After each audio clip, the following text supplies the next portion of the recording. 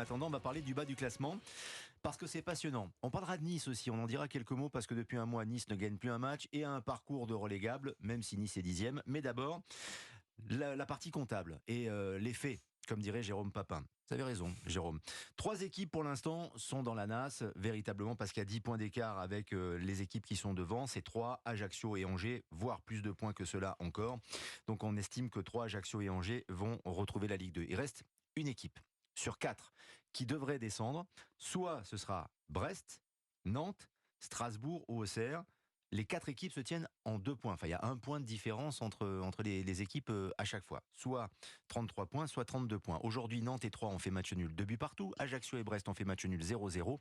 Strasbourg est allé gagner à Reims 2-0. On regardera dans quelques instants et on le communiquera à nos auditrices et nos auditeurs le calendrier qui attend ces 4 équipes. Mais comme ça, au jugé, Marc Libra, quelle est l'équipe qui a le plus de chances de descendre ?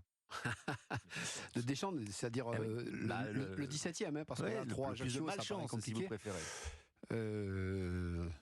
Est-ce que Nantes... Je pense que Strasbourg, avec son public, ils sont capables d'aller faire quelque chose. Auxerre revient bien. Est-ce qu'on peut dire que Brest peut être en situation compliquée ? Est-ce que Nantes, l'apport de cette finale, peut les booster ou, en cas de défaite, peut les desservir ?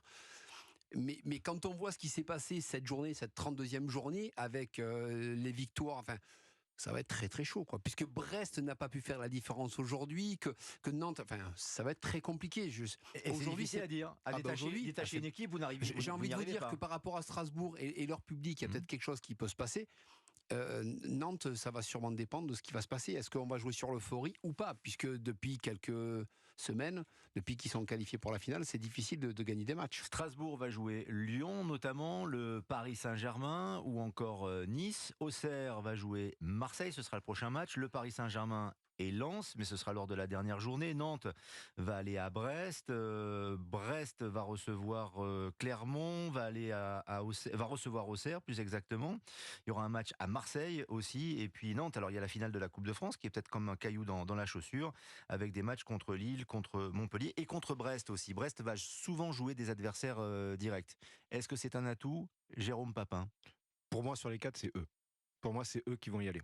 Les Brestois. Ouais, parce que je pense que l'électrochoc d'Éric Roy a eu un fonctionnement sur l'instant, et tant mieux, mais je ne les sens pas armés justement par rapport au calendrier que vous venez d'évoquer. Je les sens pas armés pour pouvoir garder. D'abord parce que psychologiquement, mentalement, ce sont eux qui pour le moment occupent la place qui vous emmène en Ligue 2. D'accord, donc ça c'est un fait matériel. Ensuite, il y a un autre point à prendre en ligne de compte quand même, c'est que Brest, Nantes et Strasbourg se tiennent à peu près sur le goal average. Il y a un moins 13, un moins 10, un moins 11. Auxerre, en revanche, est plus dans le dur, ils sont à moins 23. Moins 23. Voilà. Mais Brest, c'est l'équipe qui... pour tous les amoureux brestois, malheureusement, que je ne vois pas. Maintenant, je mettrai juste le petit guillemet et comment Marc a pointé ça du doigt, et c'est juste, tout va dépendre de ce qui va se passer samedi soir.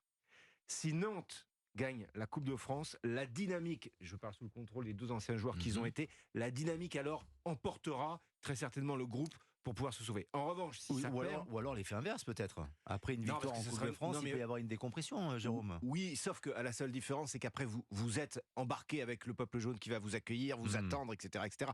À l'inverse, une défaite peut, et là, Jimmy connaît Antoine beaucoup mieux que personne, mais est-ce qu'il va trouver le ressort nécessaire pour pouvoir continuer à ce que le groupe soit investi ? Je ne suis pas sûr. En revanche, si on se juge maintenant juste sur l'état du groupe, je pense que c'est celui de Brest qui, à mon avis, est le moins armé. Le calendrier est le plus compliqué sans doute aussi pour Brest. Brest-Nantes, adversaire direct. Lorient-Brest. Brest-Auxerre, adversaire direct. Brest-Clermont. Marseille-Brest au Vélodrome et Brest-Rennes. Avec en plus des derbys bretons. C'est vrai que pour les Brestois, les supporters brestois, c'est dur. On doit trembler. Surtout que le match contre Ajaccio a été compliqué aujourd'hui. 0-0, je le rappelle, entre les Corses et les Brestois.